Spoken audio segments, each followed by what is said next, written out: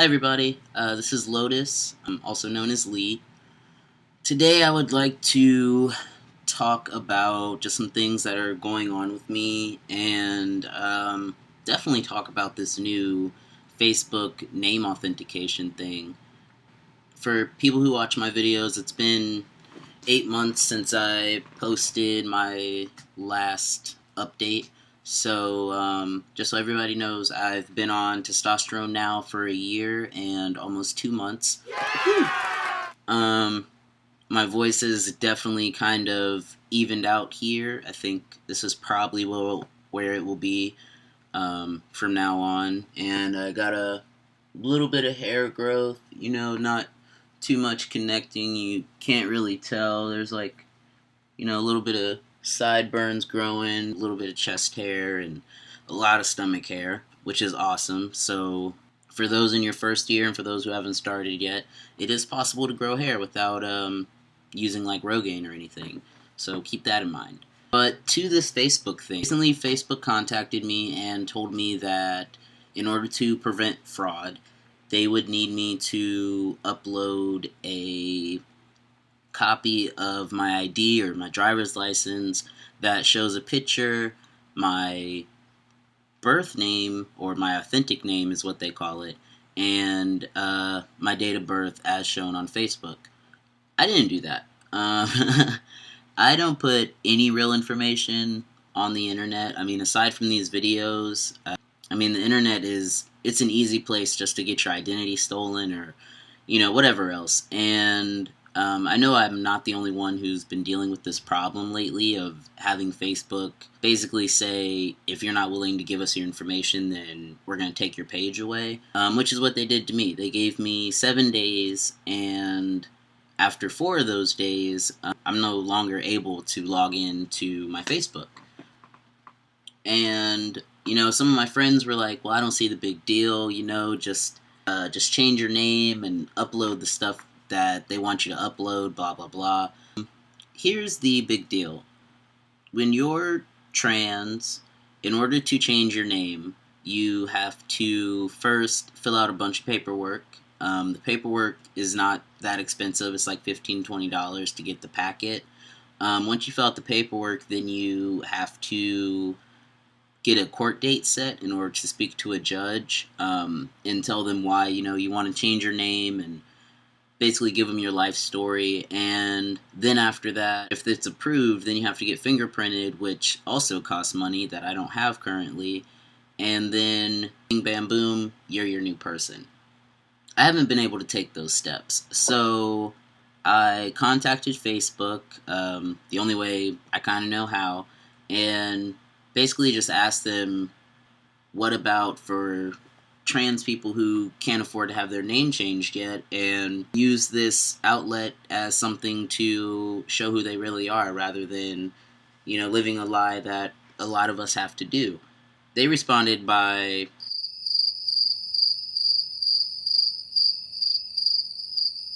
nothing. I guess they changed it to where it now says if you changed your name, you can show the official name change paperwork. But like I said, I can't afford that paperwork right now. So it doesn't really help me. So I now have no contact to some of the people that were, kind of keeping me sane during this hard time. There's been like a lot of people and a lot of things that I've been reading about how Facebook has been not only giving a hard time to the trans community, but to drag queens, drag kings, to Native Americans, to pretty much anyone who they think, that name doesn't seem right or it doesn't seem authentic. And their rationale is they're trying to prevent fraud.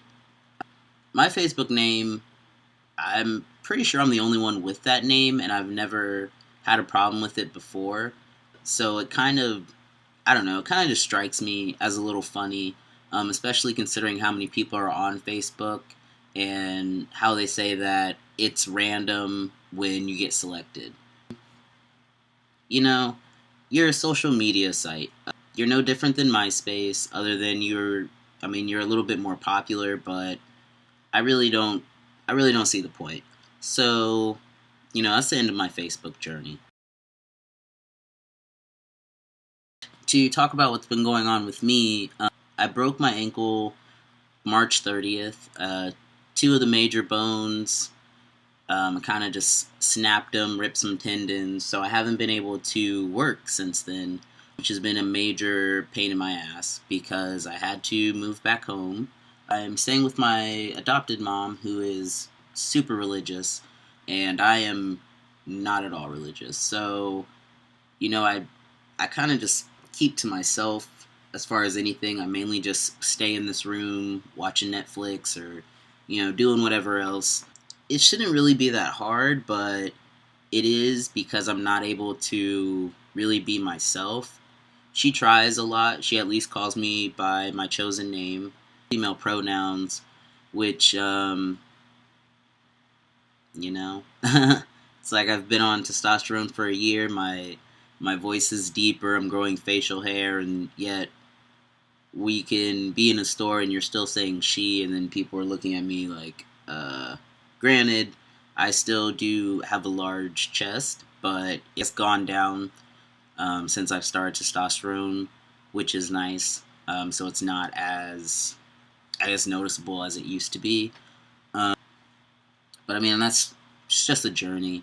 And having to come back home kind of has.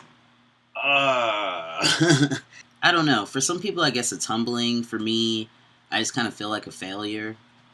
I know that I haven't technically failed at anything, but I don't know. It sucks. Like, not too long ago, I had my own place. I was able to provide for myself and not really have to ask people for too much, as long as I had it. But now, that's not the case, and I've noticed that in this time you can really see, like, who your friends are versus who's just there to be there. As far as, like, my job's concerned, they gave me a guarantee that, when I get back on my feet, literally, that I'm good to go to come back whenever. There's people there who are giving me different stories or always telling me, like, hey, you've been replaced and blah, blah, blah. And it gets hard not to listen to what those people are saying. Even if they don't really know what's going on or they're not in charge, it's still hard to, like, cancel that out and just be like, whatever, they already told me something, mind your own business. I'm not really a family oriented person. I have a really massive family, and they're all really tight knit, and I'm not very close with any of them, to be honest. I'm kind of like the Lone Ranger, and so lately I've just been feeling a lot more alone and secluded than normal, which has brought up some really messed up feelings and some messed up things for me. I battle with severe depression, so that's been going on. Having these, like, really, I don't know, just crippling depression attacks and anxiety attacks, and I realize that everybody has stuff going on in their life, so I try to keep it to myself. But at times, there's times where I do want to talk to people about it, and I try to talk to people who claim to be my friends. They'd rather, when they need to talk, it's like, oh, Lee, I need to talk to you, blah, blah, blah. And I'm like, all right, yeah, I'm listening. Here's some helpful tips or whatever. But when I need to talk, it's like, why aren't you done yet? Wrap it up, whatever. So, that's kind of not helped me as far as thinking that I have people really there for me, or that I have anyone that actually gives a fuck about me, to be honest. And I guess that's why I haven't really been making videos too much, because I don't know, I haven't really, like, seen a point to making any. Get my own place, because the roommates they're not working out. Even when it seems like they are working out, no, it doesn't. Which is that's probably another video in itself, but I guess I'm just banking on once I can start walking again like I, was regularly and be able to work again, that everything will hopefully get better. So fingers crossed that things look up for me, and I hope that for some other people things also look up. I don't know. I hope it gets better for all of us, honestly. Until then, peace, love, and chicken grease. Catch you on the flip side.